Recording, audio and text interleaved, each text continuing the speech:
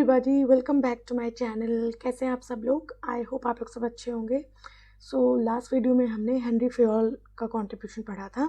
उसमें 14 principles of management जो उन्होंने दिए थे उसके बारे में डिस्कस करा था। एंड आई होप आप लोगों को वो वीडियो पसंद आई होगी एंड आप लोगों ने वो वीडियो देखी होगी।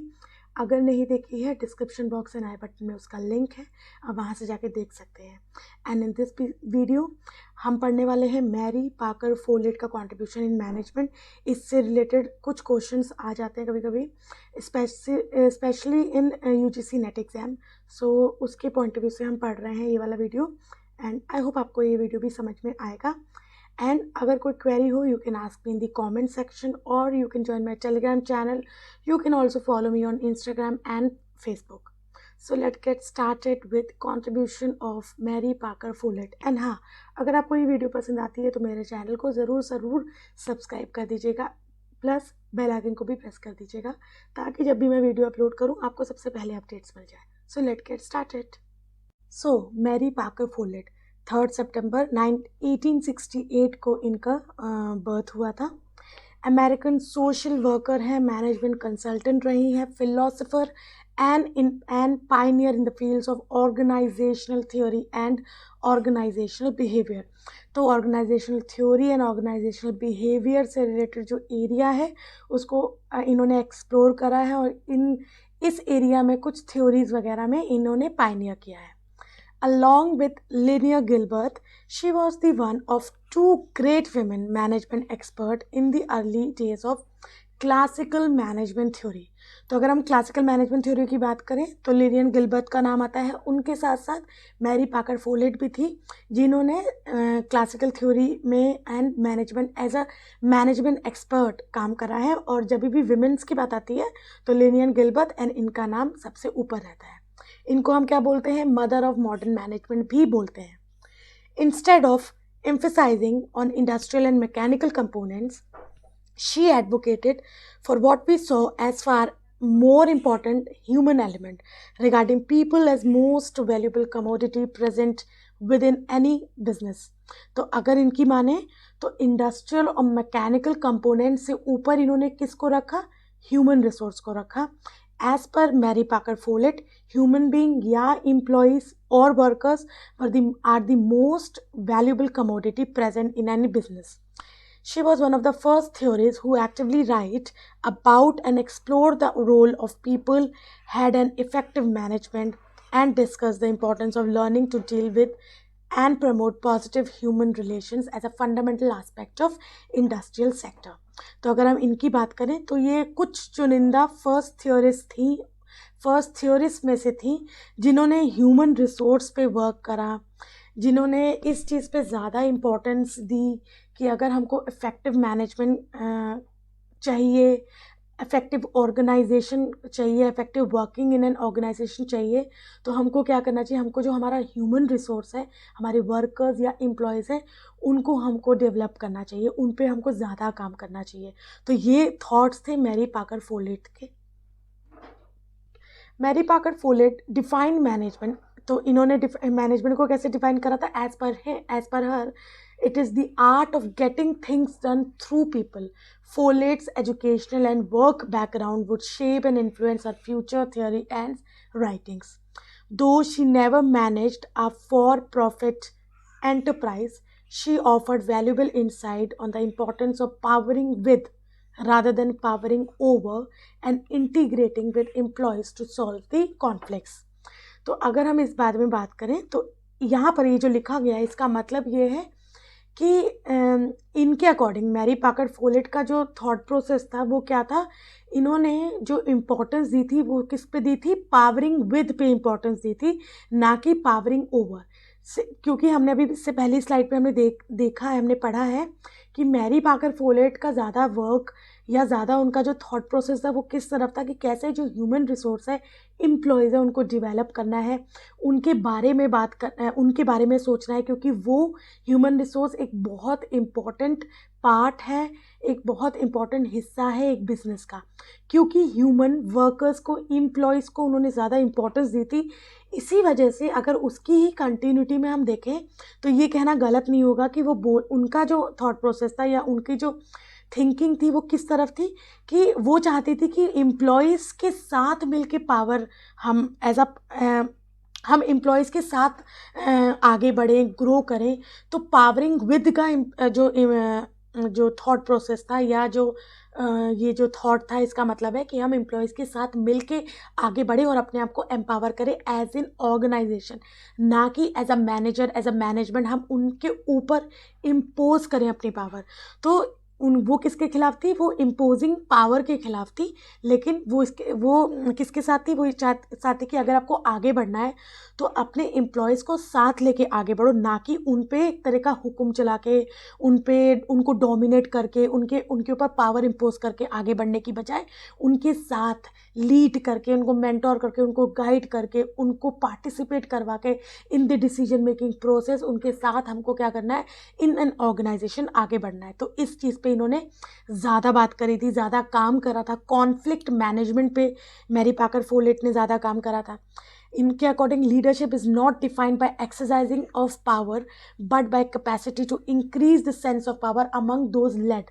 तो इम्पॉर्टेंस तो as per Mary Parker Follett, उनके अकॉर्डिंग लीडरशिप का मतलब ये नहीं है कि आप किस तरह से अपने ग्रुप पे जिस ग्रुप के आप लीडर हो उस पर पावर इम्पोज कर रहे हो, बल्कि लीडरशिप का मतलब है कि कैसे अपने ग्रुप को आप एम्पावर कर रहे हो। तो ये थॉट्स किसके थे? मैरी पाकर फोलेट के। Folate once said the most essential work of leader is to create more leaders। तो एज अ लीडर आपका क्या काम होना चाहिए कि आप अपने ग्रुप को इतना एम्पावर करो कि उनमें से ही कोई इस काबिल बने कि वो आगे लीड कर पाए, ना कि आप ही उन पे पावर इम्पोज करते रहो, उनको डोमिनेट करते रहो। और क्योंकि जहाँ डोमिनेंस आएगा, जहाँ पावर इम्पोजिशन आएगा, वहाँ पर जिसके ऊपर पावर इम्पोज की जा रही है, जिनके ऊपर डोमिनेसी शो की जा रही है, उनको एक्सप्लोर करने का चांस नहीं मिलता, क्योंकि वो दबते जाते हैं। अगर आप जितना उनके ऊपर पावर चलाओगे, उनको डोमिनेट करोगे अपने ग्रुप को, तो वो दबेंगे, वो अपने आप को फ्रीली एक्सप्लोर नहीं कर पाएंगे, फ्रीली एक्सप्रेस नहीं कर पाएंगे। तो अगर आप चाहते हो कि आपकी ऑर्गेनाइजेशन आगे बढ़े, आपकी ऑर्गेनाइजेशन इफेक्टिवली एफिशिएंटली ग्रो करे, तो आप क्या चाहोगे कि आपके जो एम्प्लॉयज़ है वो भी ग्रो करें, क्योंकि एम्प्लॉयज़ जब ग्रो करेंगे, एम्प्लॉयज़ जब लीड करेंगे, तभी आपकी ऑर्गेनाइजेशन भी ग्रो करेगी। तो in order to make your organization grow, it is very important कि आप अपने एम्प्लॉयज़ को एम्पावर करो, उनके ऊपर पावर इम्पोज करने की बजाय उनको साथ लेके चलो, उनको एम्पावर करो, इतना एम्पावर करो कि वो आगे चल के लीड कर पाए। She recognized the holistic nature of community and advanced the idea of reciprocal relationship। reciprocal relationship का मतलब है कि मैनेजर्स या मैनेजमेंट अगर एम्प्लॉयज़ के लिए कुछ कर रहे हैं, तो अगर एम्प्लॉयज़ या वर्कर्स मैनेजमेंट के लिए कुछ कर रहे हैं, तो it is the duty of the management also to return the favour. तो ये एक वाइस वर्का होना चाहिए, ना केवल गिव एंड गिव का एक कॉन्सेप्ट नहीं होना चाहिए, गिव एंड टेक का कॉन्सेप्ट होना चाहिए। In understanding the dynamic aspect of individual in relationship to others, Follett advocated the principle of what she termed as integration और नॉन कोअर्सिव पावर शेयरिंग। तो integration, non coercive power sharing का मतलब है कि अगर आप पावर किसी के ऊपर, किसी को आप लीड कर रहे हो, किसी को आप डोमिनेट कर रहे हो या सुपरवाइज कर रहे हो, तो उनके ऊपर दबाव बना के सुपरवाइज ना करो, उनके ऊपर दबाव बना के उनको डोमिनेट ना करो, उनको लीड ना करो, रादर देन उनको एम्पावर करो, उनको फ्लरिश करने का, उनको ग्रो करने का मौका दो, based on the use of concept of power with rather than power over. So power with का कॉन्सेप्ट इन्होंने दिया था, ना कि पावर ओवर का, क्योंकि जहाँ पावर ओवर होती है, इसका मतलब अपने आप में यही है कि आप क्या करो, पावर इम्पोज करो, डोमिनेट कर रहे हो। लेकिन अगर पावर विथ का बात करें, तो पावर विथ का मतलब होता है कि आप as a manager, as a management अपने टीम वर्क, जो टीम वर्कर्स हैं, जो ग्रुप मेंबर्स हैं, उनको एम्पावर करते करते आप साथ चल रहे हो। Follett thought that workers of all levels should integrate to reach the organizational goal। if conflict arises, अगर conflict arise होता है, अगर conflict create होता है, there should be a conscious effort to pull instead of push। तो जब conflict arise हो रहा है, तो एक कॉन्शियस एफर्ट होना चाहिए कि आप क्या करो, आप उस जो भी कॉन्फ्लिक्ट है उसको कम करने की कोशिश करो, ना कि बढ़ावा दो। And to work towards as a team, because each member is doing their part, overall they will be more likely to be content with results। I hope आपको इतना समझ में आया होगा, और जिस तरीके से मैरी पाकर्स फोलेट सोचती थी उसके बारे में आपको अभी तक समझ में आ रहा होगा.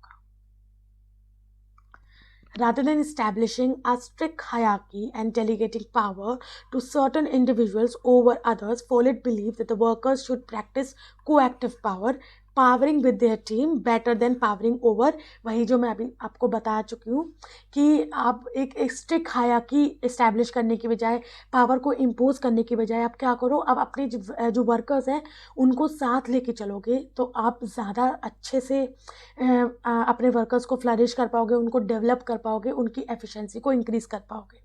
This is to say that the hierarchy should be eliminated entirely. However, structure is still crucial, but employees should not feel that they are less valuable. तो अगर एक तरफ मैरी पाकर फोलेट का ये मानना है कि पावरिंग विद होना चाहिए, ना कि powering over, hierarchy strict hierarchy नहीं होनी चाहिए, तो इसका मतलब ये कतई नहीं है कि हायरार्की एक प्रॉपर ऑर्गेनाइजेशनल स्ट्रक्चर नहीं होना चाहिए. ये होना चाहिए, लेकिन एक ऐसा स्ट्रक्चर होना चाहिए जहाँ पर पार्टिसिपेटिव मैनेजमेंट का काम हो, जहाँ पर एम्प्लॉयज़ अपने आप को लेस वैल्यूएबल ना समझे, लेस इम्पॉर्टेंट ना समझे. वो कब समझेंगे? जब आप उन पर पावर इम्पोज करोगे, जब आप उनसे एक तरह से डोमिनेट करोगे, जब आप चाहोगे कि आपने जो बोला है वो हो जाए. अगर आप ये मानोगे, अगर आप ये सोचोगे कि आप अपने एम्प्लॉयज़ के थॉट्स को भी उनको इम्पोर्टेंस दो, और ये चाहो कि जो उनके आपके वर्कर्स हैं आप उनसे उनके बारे में बात करो, या उनके थॉट प्रोसेस क्या वो सोचते हैं, उनके विजन, उनकी ओपिनियंस, अगर आप उसको इम्पोर्टेंस दोगे तो अपने आप ही जो एम्प्लॉयज़ हैं वो अपने आप को वैल्यूएबल समझने लगेंगे. तो in order to make employees think that they are more valuable और they are valuable in the organisation, it is very important कि आप क्या करो, आप उनके साथ चलो, उनके साथ उनको एम्पावर करो, उनके ओपिनियंस को, उनके आइडियाज़ को इम्पोर्टेंस दो, उनको डिसीजन मेकिंग में उनको पार्टिसिपेट करवाओ. अगर ऐसा होगा तो ऑब्वियसली जो एम्प्लॉयज़ हैं वो सेटिस्फाइड रहेंगे एंड ऑर्गेनाइजेशन फ्लरिश करेगी. Group power should be valued more over personal power. Organization do not exist on one person's benefit, but rather the entire company of workers. तो ग्रुप जो है वो empower करे, ना कि केवल एक बंदा एम्पावर करे और सब पे डोमिनेट करे. इट इज़ इम्पॉर्टेंट कि जो पूरा का पूरा ग्रुप है वो एम्पावर हो. If this selfless mindset prevails, और अगर ऐसा होता है, then all the workers will feel that they are on the same team. सारे वर्कर्स को ये लगेगा कि ऑर्गेनाइजेशन में वो भी इम्पॉर्टेंट है, वो एक ही टीम का हिस्सा है, और वो अपनी तरफ से फिर क्या करेंगे, इन रिटर्न वो लॉयल्टी, कमिटमेंट, एंगेजमेंट देंगे to the organisation. Mary Parker Follett की अगर हम बात करें तो कोऑर्डिनेशन, जैसे कि हमने बताया कि वो टीम वर्क में ज़्यादा मानती थी, एम्पावर विद में ज़्यादा मानती थी, ना कि एम्पावर ओवर में. तो इसका मतलब क्या था कि वो चाहती थी कि जो एम्प्लॉयज़ हैं वो एक साथ एज अ टीम मेंबर काम करें, उनकी जो ओपिनियंस है उसको भी इम्पोर्टेंस दी जाए, उनकी ओपिनियंस को वैल्यू किया जाए, उनको डिसीजन मेकिंग में उनको पार्टिसिपेट करवाना इम्पोर्टेंट था. तो एक तरह से कोऑर्डिनेशन जो बैठता है वो उस पर उन्होंने ज़्यादा काम करा, और इसी वजह से उन्होंने कुछ प्रिंसिपल्स ऑफ कोऑर्डिनेशन दिए जो कि बहुत इंपॉर्टेंट है, क्योंकि इससे क्वेश्चंस भी आते हैं, इसलिए मैंने आपको स्पेसिफिकली बता रही हूँ कि ये चीज़ ज़्यादा इंपॉर्टेंट है. ऑल्दो मैरी पाकर फोलेट के जो पूरा का पूरा जो उनकी थिंकिंग है टुवर्ड्स द मैनेजमेंट, कि मैनेजमेंट को कैसा काम करना चाहिए, वो भी अपने आप में इम्पॉर्टेंट है. तो क्योंकि वो एम्पावरमेंट पे ज़्यादा बिलीव करती थी, वो टीम वर्क में ज़्यादा बिलीव करती थी, तो जहाँ पर टीम वर्क का बात आ रही है ऑब्वियसली वहाँ पर कोऑर्डिनेशन की बात आनी है, क्योंकि अगर कोऑर्डिनेशन नहीं होगा, अगर जो ग्रुप है उनके मेंबर्स के जो परफॉर्मेंसेस हैं या जो एक्टिविटीज़ है वो आपस में कोऑर्डिनेटेड नहीं होगी, तो वहाँ पर भी एक तरह से कियोस क्रिएट होगा. तो वो कियोस क्रिएट ना हो, टीम वर्क अच्छे से चलता रहे, कोऑर्डिनेटेड वे में चलता रहे. तो इसी वजह से फोलेट ने कुछ कोऑर्डिनेशन के प्रिंसिपल्स दिए थे. अगर ये फॉलो होंगे तो कोऑर्डिनेशन अच्छे से कायम रहेगा. और वो प्रिंसिपल क्या थे? सबसे पहला था direct contact. Direct contact between employees and manager helps the organization avoid conflict and misunderstanding. तो अगर एक बेटर कोऑर्डिनेटेड टीम आपको चाहिए तो आप क्या करो, आप वेरी इंपॉर्टेंट कि एम्प्लॉयज़ और मैनेजर के बीच में एक डायरेक्ट कॉन्टैक्ट रहे. डायरेक्ट कॉन्टैक्ट का मतलब है यहाँ पर कि आप उनसे अच्छे से बात कर पाओ, डायरेक्टली बात कर पाओ, वायाम बात ना करो, ना कि अगर आपको कोई प्रॉब्लम है तो आप डायरेक्टली जाके मैनेजर को अप्रोच कर पाओ। तो इससे क्या होगा, एक बेटर अंडरस्टैंडिंग बनेगी, कॉन्फ्लिक्ट्स नहीं होंगे, डिस्प्यूट्स अराइज नहीं होंगे। Holding regular meetings or discussing assignments in person is a simple way to practice this principle. और डायरेक्ट कॉन्टेक्ट कैसे इंक्रीज हो सकता है, ये प्रिंसिपल कैसे प्रैक्टिस हो सकता है, फॉलो हो सकता है, अगर एज अ मैनेजर आप रेगुलर मीटिंग्स करो। जब मीटिंग्स होंगी तो आप अपने जो एम्प्लॉयज़ हैं जिनके आप मीटिंग कर रहे हो उनके आइडियाज़ आप सुनोगे, आप वो क्या चाहते हैं उनकी ओपिनियंस को सुनोगे। तो इसकी वजह से क्या होगा, इसकी वजह से जो वर्कर्स हैं वो भी, अगर उनको कोई प्रॉब्लम भी होती है तो वो अपने थॉट्स को, अपनी जो भी वो सोचते हैं वो आपसे शेयर कर पाएंगे, अपने मैनेजर से मतलब शेयर कर पाएंगे। और जब ऐसा होगा तो केओस नहीं होगा, कॉन्फ्लिक्ट्स कम होंगे। जब कॉन्फ्लिक्ट्स कम होंगे तो टीम ऑब्वियसली अच्छे से फ्लरिश कर पाएगी, ग्रो कर पाएगी और एफिशिएंटली वर्क कर पाएगी। Early principle of early stage coordination should be learned and mastered straight away. No employee should feel less important than next. Each has a significant role than that complements the role of the other. अब इसका मतलब है कि जो अगर हम coordination की बात करें, अगर हम टीम मैनेजमेंट की बात करें या टीम एम्पावरमेंट की बात करें, तो ये सब चीज़ें स्टार्टिंग से आनी चाहिए। द मोमेंट एक एम्प्लॉय एक ऑर्गेनाइजेशन में एंटर करता है, उसको तभी से वो चीज़ फील होनी चाहिए कि वो इम्पॉर्टेंट है, ऑर्गेनाइजेशन में उसकी भी इम्पोर्टेंस है, वो अपनी वैल्यू को तभी समझना चाहिए। तो इट इज़ वेरी इंपॉर्टेंट कि जो भी कॉन्टैक्ट्स हो रहे हैं, जो भी एक्सचेंज ऑफ थॉट्स हो रहे हैं, एक्सचेंज ऑफ इंफॉर्मेशन हो रही है, वो जितना जल्दी होगा, जितना ईजिली होगा, उतना इम्पॉर्टेंट होगा एक प्रॉपर कोऑर्डिनेटेड टीम को खड़ा करने के लिए। Reciprocal relationship. Every worker, regardless of their level in hierarchy, is responsible for pulling their weights and integrating with the rest of the. No person should be trying less or more than other. It is a team effort. तो same reciprocal relationship का मतलब है कि अगर manager चाह रहा है कि वो कि उसके एम्प्लॉयज़ ऐसे ऐसे काम करें, इतना हार्डवर्क दें, इतने घंटे काम करें, ये चीज़ें करें, तो obviously it is also the duty of the manager कि आप अपने एम्प्लॉय को सेटिस्फाई करवाओ, अपने एम्प्लॉय को इतना कॉन्फिडेंट फील करवाओ, इतना मोटिवेटेड फील करवाओ कि वो ऐसा काम कर सके जैसा आपको चाहिए। तो it is a two way lane. ऐसा नहीं है कि केवल आप एम्प्लॉयज़ अपने वर्कर से काम लेते जाओगे, आप उसको इन रिटर्न कुछ नहीं दोगे। तो जब आप चाहते हो कि आपका वर्कर आप हार्डवर्क पुट इन करे एक ऑर्गेनाइजेशन में, तो at the same time there is also some need, जो वर्कर है वो भी कुछ एक्सपेक्ट करता है from the organization, from the management. तो वो एक्सपेक्टेशन को भी फुलफिल होना चाहिए। तो this is a reciprocal relationship. जो आप दे रहे हो वही आपके पास वापस आएगा। Continuous process. और अगर हम इन सब की बात करें तो ये सब चीज़ें कंटिन्यू प्रोसेस है। कोऑर्डिनेशन हमेशा मेंटेन रहना चाहिए। डायरेक्ट कांटेक्ट, जो फ्रीनेस होनी चाहिए कि between the manager and the worker, कि वर्कर आसानी से अपनी बात कह पाए मैनेजर से, उन दोनों के बीच में एक कॉन्टैक्ट बिल्डअप होना चाहिए, वो हमेशा होना चाहिए। ऐसा नहीं है कि एक पर्टिकुलर टास्क के लिए हो गया फिर उसके बाद आप वैसे के वैसे पहले जैसे होगी, नहीं। एक टीम वर्क, एक जो एम्पावरमेंट का जो एक फैक्टर है, एक फीचर है कि आप टीम बिल्डिंग करके रखो, अपने एम्प्लॉयज़ को एम्पावर करो, उनके साथ उनकी थॉट प्रोसेस को शेयर करो, उनकी ओपिनियन शेयर करो, उनके व्यूज़ शेयर करो, जो रेसिप्रोकल रिलेशनशिप को मेंटेन करना है वो मेंटेन करो। ये सब चीज़ें इन कंटिन्यूटी होती हैं, ना कि एक पर्टिकुलर टाइम के लिए। तो ये क्या है, एक कंटिन्यूस प्रोसेस है। Follett authored a number of books and numerous essays. तो फोलेट जो थी, उन्होंने अपने लाइफ टाइम में बहुत सारे बुक्स एंड आर्टिकल्स लिखे थे on democracy, human relations, political philosophy, psychology, organizational behaviour, conflict resolution. कुछ मैंने लिखे हैं आपके लिए, ताकि एग्जाम में अगर पूछे जाए तो आपको प्रॉब्लम ना हो मार्क करने में। सबसे पहला है speaker of the house of representatives, जो कि 1896 में आया था। Then the new state 1918, creative experience 1924, dynamic administration क्या है, collected papers of Mary Parker Follett. तो ये collection of speech and short article है जिसको अपोस्थ्यूमिसली, मतलब कि after the death of Mary Parker Follett, ये कंपाइल करके पब्लिश किया गया था। मैरी पाकर फोलेट ने कुछ चीज़ें और बताई थी, तो उसके बारे में थोड़ा सा और देख लेते हैं। Conflict resolution through integration. अब इंटीग्रेशन, जैसे कि इंटीग्रेशन का बेसिकली मतलब होता है कि यूनिफिकेशन की, मतलब आप एक साथ मिलके सब काम कर रहे हो। तो कॉन्फ्लिक्ट को कैसे रिजॉल्व किया जा सकता है, थ्रू इंटीग्रेशन। दैट इज़ कि identifying and meeting each parties need. तो हर एक की जो अंडरलाइंग नीड्स हैं, कंपैटिबल कंपैटिबिलिटी है या नीड्स हैं उनको आइडेंटिफाई करना, उनको रिजॉल्व करना, उनको फुलफ़िल करना। तो इससे क्या होगा, इससे कॉन्फ्लिक्ट्स कम होंगे तो आप एक कोऑर्डिनेटेड वे में टीम वर्क कर पाओगे। तो कॉन्फ्लिक्ट रेजोल्यूशन था थ्रू इंटीग्रेशन, ये था। Then Mary Parker folate leadership theory, genuine power is not coercive. Coercive power का मतलब होता है जब आप किसी पे दबाव डाल के कोई काम करवा रहे हो, तो ये नहीं होना चाहिए, जिसका वही मतलब हो गया पावर ओवर नहीं होना चाहिए, पावर विद होना चाहिए, जो हमने पहले भी डिस्कस करा है।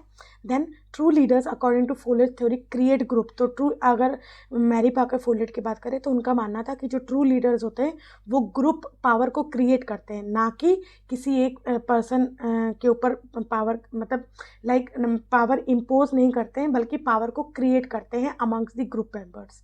तो उनका ये मानना था। कॉन्फ्लिक्ट मैनेजमेंट पे उन्होंने ज़्यादा काम करा था। उनका ये था कि अगर आप अपने वर्कर्स की, अपने एम्प्लॉयज़ की नीड को सेटिस्फाई करते रहोगे तो क्या होगा, जो वर्कर्स हैं और उनको वैल्यू करते रहोगे, जो भी उनके ओपिनियंस है, जो भी उनका थॉट प्रोसेस है, उनको वैल्यू करते रहोगे, उनकी जो व्यूज़ हैं उनको शेयर करोगे।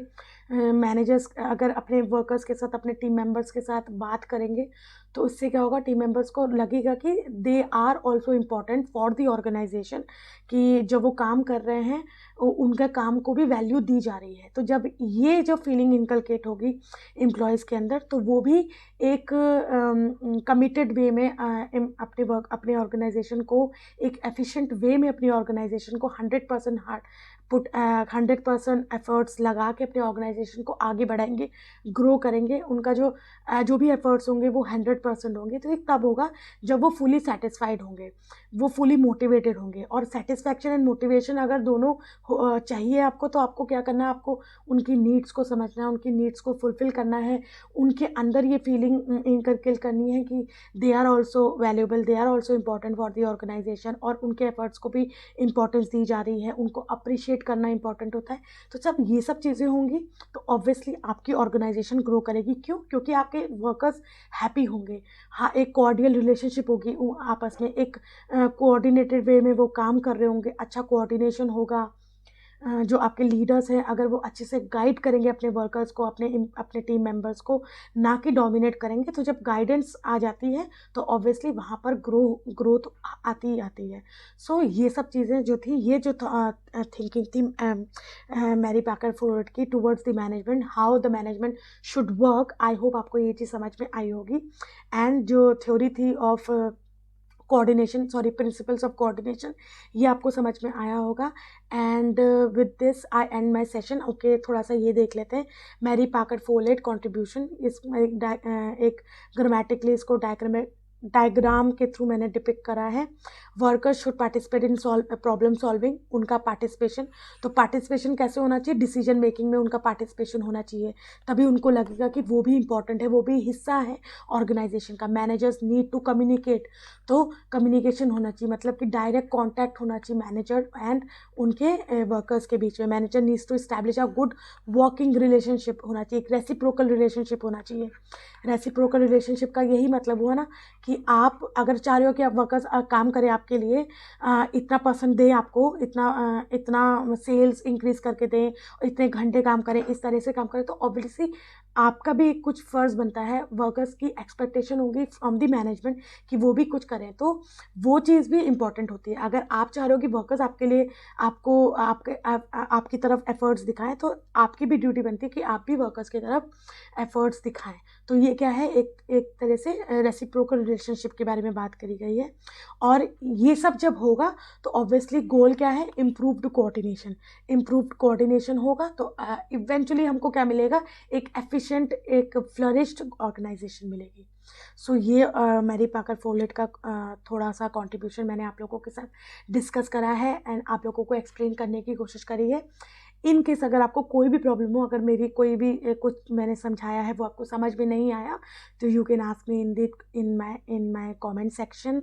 आज पता नहीं क्यों मैं ज़्यादा फंबल मार रही हूँ, I don't know, but yes, अगर आपको कोई भी चीज़ समझ नहीं आई है तो मेरे से आप कमेंट सेक्शन में पूछ सकते हैं। अगर आपको ये वीडियो पसंद आई है तो आप मेरे चैनल को सब्सक्राइब कर सकते हैं, अपने फ्रेंड्स के साथ शेयर कर सकते हैं।